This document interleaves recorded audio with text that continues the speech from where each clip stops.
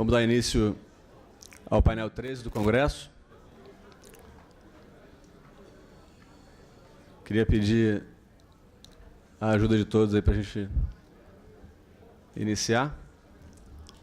É um prazer enorme participar de mais uma edição desse Congresso pela BDF, em especial nesse ano em homenagem ao professor Ricardo Lobo Torres. O professor Ricardo nos deixou no ano passado, coincidentemente no dia do encerramento do Congresso da IFA-LATAM na Costa Rica. Felizmente, há tempo ainda de a gente fazer uma homenagem a ele no encerramento do Congresso. E a consternação da delegação brasileira e das delegações dos outros países bem denotam o quanto o professor Ricardo contribuiu ao direito tributário no Brasil e na América Latina, e o quanto o seu legado foi importante. Então, fica aqui a homenagem da nossa mesa também ao professor Ricardo, tudo que ele representou para todos nós. Nós vamos dar início aqui a um painel sobre compensação tributária.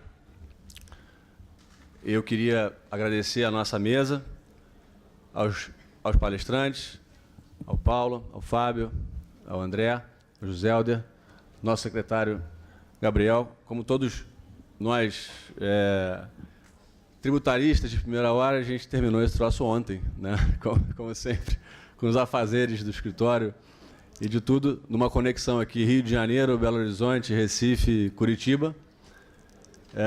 Mas conseguimos trazer, eu penso, os temas controvertidos, importantes sobre compensação.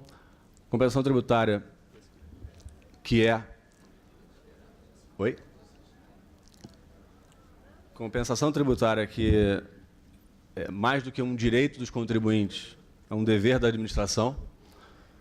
Num sistema tributário complexo como o nosso, e que muitas vezes provoca a antecipação de tributos por homologação, em que o contribuinte não tem a segurança de que, de fato, está arrecadando o quantum devido, muitas vezes é instado a fazê-lo em montante superior ao efetivamente devido. Então, a compensação acaba sendo um instrumento de justiça fiscal muito mais do que um direito do contribuinte, como muitas vezes é interpretado, né? Não, é um dever da administração prestar conta.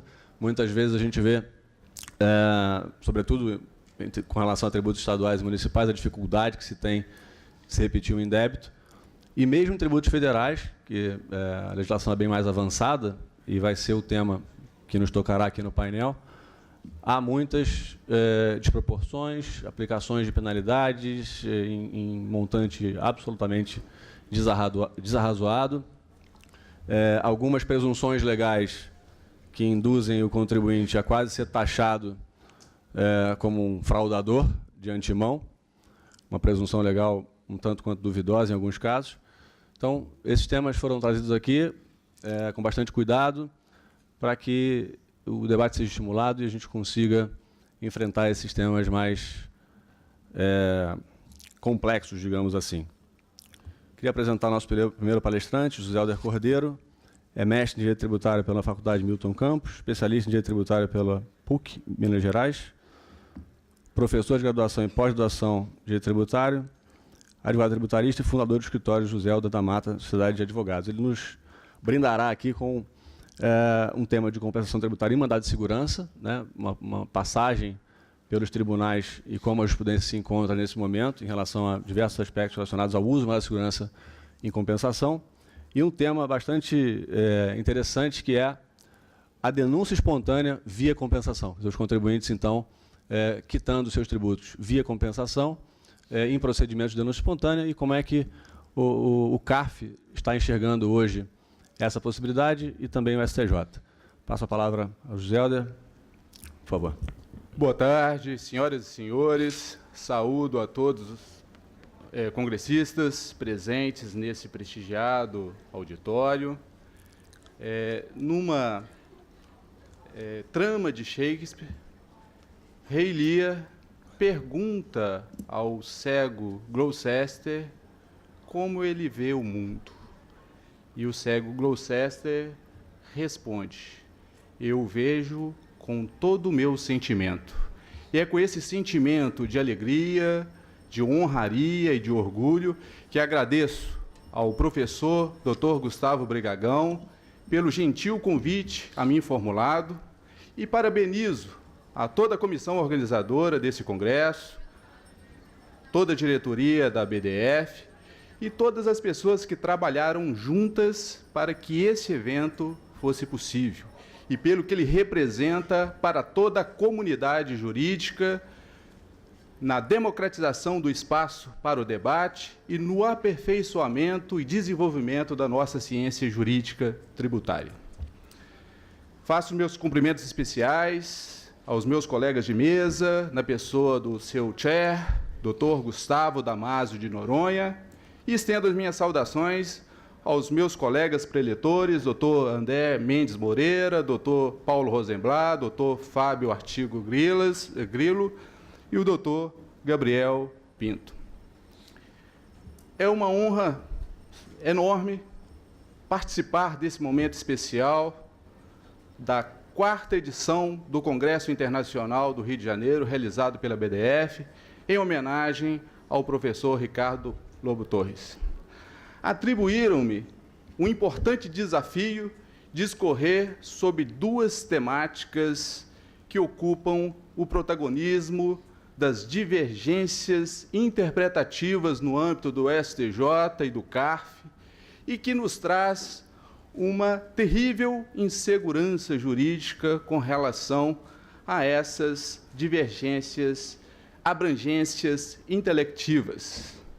Em primeira ordem, gostaria de convidá-los a uma reflexão, fazendo por meio das lições de Ronald Dworkin, no seu livro Império do Direito, no seu capítulo A Jurisprudência Revisitada.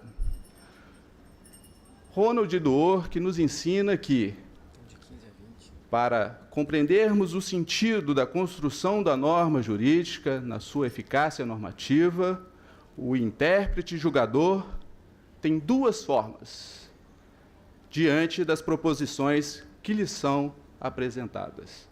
O magistrado ou o julgador, primeiro, ele lê a norma e interpreta literalmente no que a norma efetivamente diz o que é, ou ele tenta imaginar o íntimo do julgador na hora da construção da norma. O que o legislador, no momento que constrói o preceito normativo, o que ele pretendia dizer quando da construção da norma. Para essas 2 sistemáticas, ao interpretar a norma, o intérprete formará o seu convencimento diferente.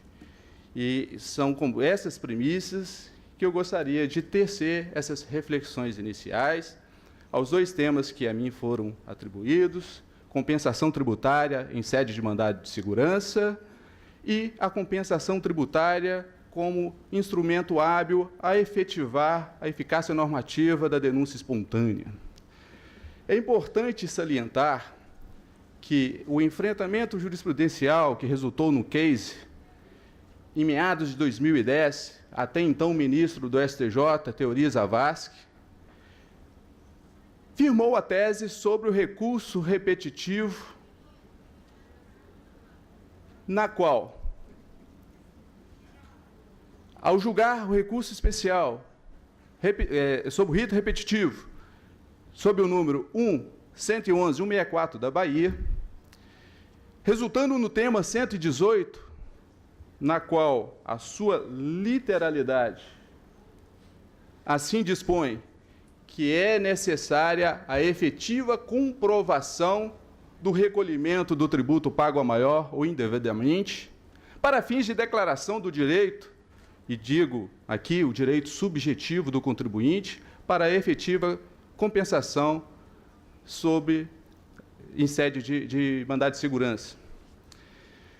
Com essa tese 118, ainda em cotejo com a súmula da nossa Corte Superior de Justiça, a súmula 460, que no seu enunciado dispõe claramente, literalmente, que é incabível o mandado de segurança para convalidar a compensação realizada pelo contribuinte, que não me parece, né, e aos olhos de todos os estudiosos do direito tributário, não guarda nenhuma compatibilidade com a súmula 213, que diz que o mandado de segurança é a ação adequada para declarar o direito à compensação do contribuinte.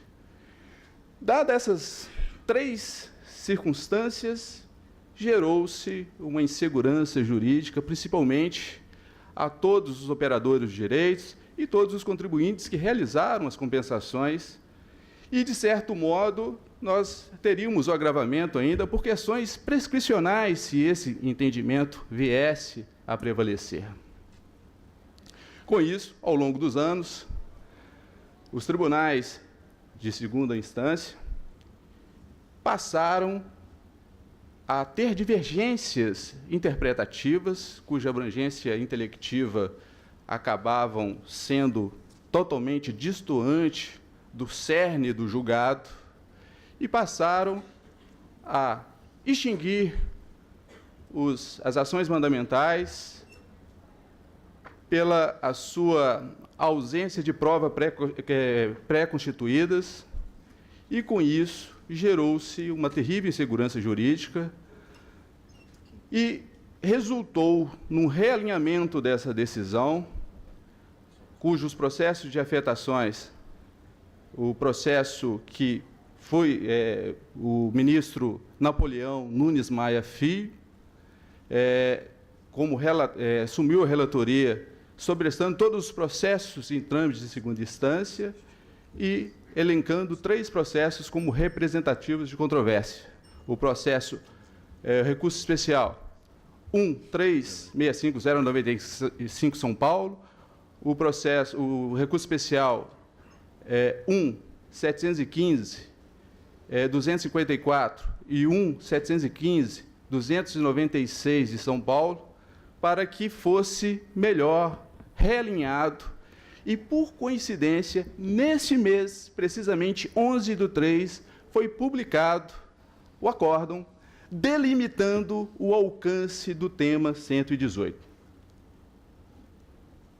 E, com isso, para a melhor delimitação e orientação de como o mandado de segurança deve ser norteado para as compensações tributárias, firmaram 2 premissas intelectivas. A primeira, quando a impetração versar sobre elementos específicos para declarar o direito à compensabilidade, cuja autoridade administrativa está descumprindo uma sentença transitada em julgado, ou se a lesão ao direito líquido e certo, mas não envolve na investigação do quanto efetivo das parcelas, a única prova, e cabalmente deverá ser trazida aos autos, é que o impetrante é ou ocupa a posição de credor tributário. Para as questões cuja impetração, o juízo específico, é a declaração da compensabilidade, que visa a quantificação das parcelas e a investigação da liquidez e certeza dessas parcelas, onde haverá alteração da relação jurídica, a exemplo, a repetição do indébito, que servirá de base para o processo compensatório, ou medidas executivas, como a expedição de certidões negativas ou a própria suspensão da exigibilidade necessária à prova pré-constituída, como preceito normativo da própria lei do mandado de segurança, cujas suas restrições da dilação probatória assim o fazem. Eu acabei de receber aqui a advertência e, como estou usando lentes novas, eu pude perceber nas entrelinhas que dizia o seguinte: você tem 5 minutos sob pena da imposição de multas por descumprimento da obrigação tributária acessória, que vai ser o tema do professor André. professor André vai tratar das imposições. Então, passando já para o próximo tópico, né, me restam 5 minutos e eu tenho que cumprir o regimento estabelecido. Passamos a tratar sobre a compensação tributária na dicção do artigo 138 para a efetivação da denúncia espontânea. E aí foi preciso um trabalho de uma pesquisa quantitativa para verificar a divergência. E, em tese, seria uma discussão simples. Mas as divergências doutrinárias e inclusive, as interpretações, em especial no CARF, foram tantas que a situação se tornou complexa. E, professor Brigagão, para toda situação complexa, existe uma solução simples, elegante e errada. E aí a gente precisa investigar por quê. Na construção do sentido da norma, o intérprete, verificando várias soluções para a sua interpretação, ele precisa ter a criatividade de escolher a mais adequada ao resultado pretendido. E o cerne da discussão é o conceito de pagamento disposto no artigo 138, que versa sobre a denúncia espontânea. E essa divergência ela ocorre na primeira Câmara Superior de Recursos Fiscais, que em 2017 entendia que pagamento era o conceito amplo da palavra, como adimplemento, incluindo a compensação tributária. Primeiro entendia que não, que o conceito era restrito. Então, restrito ao pagamento conforme dispõe o artigo 156, inciso 1º, e não incluiria a compensação como hipótese extintiva do crédito tributário. Em 2018, no processo da Ambev, reformulou sua decisão para entender e interpretar pagamento na sua abrangência intelectiva, para incluir a compensação como hipótese extintiva do crédito tributário e, com isso, efetivar a denúncia espontânea. Na terceira Câmara Superior de Recursos Fiscais, já aconteceu ao contrário. A Câmara entendia que, sim, pagamento e compensação possuíam as mesmas naturezas, com peculiaridades diferentes, e, para isso, extinguiria o crédito tributário e teria eficácia normativa para a efetivação da denúncia espontânea. Depois, tentando seguir o entendimento de um recurso especial do STJ, passou a restringir o conceito de compensação tributária, o pagamento, não incluindo como modalidade extintiva para fins de conceito de pagamento, mas só que no recurso especial do STJ não versava sobre essa matéria, versava sobre a exclusão da penalidade, ou seja, da multa moratória. Não se discutia a abrangência conceitual de pagamento. E veja que interessante, nas sessões, nas câmaras baixas, nas sessões primeira e terceira sessão, nós temos variadas decisões. Vejam que a primeira sessão tem julgados que reconhece a compensação tributária como adimplemento da obrigação tributária, e isso sim no seu aspecto amplo de pagamento, e como também não reconhece a compensação tributária como uma forma, no seu conceito restrito de pagamento, e para isso não se efetivaria a compensação tributária. De igual modo, as decisões dispostas na terceira sessão. O que a gente precisa entender é que o conceito de denúncia espontânea enquanto sanção premial, o que se objetiva é verificada a infração praticada pelo contribuinte de boa-fé, antes do ato fiscalizatório, ele antecipando e utilizando de um mecanismo previsto no nossa norma geral, que é a compensação tributária como uma das modalidades extintivas do crédito tributário. E olha que interessante, o fisco já detém o crédito, ou seja, fere a isonomia tributária e a ofensa ao baluarte da segurança jurídica, da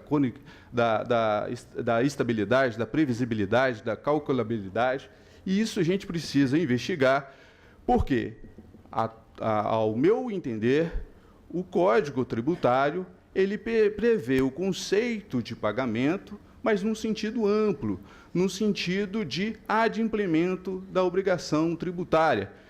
E, inclusive, no caput do artigo 150, quando trata do lançamento por homologação, do pagamento antecipado, além de prever abrangência intelectiva com relação a todas as modalidades distintivas, o pagamento também, e o que o CARF baseia é que a compensação realizada sob condição resolutória de ulterior homologação. E o pagamento também efetivado no lançamento por homologação também está condicionado a uma ulterior homologação.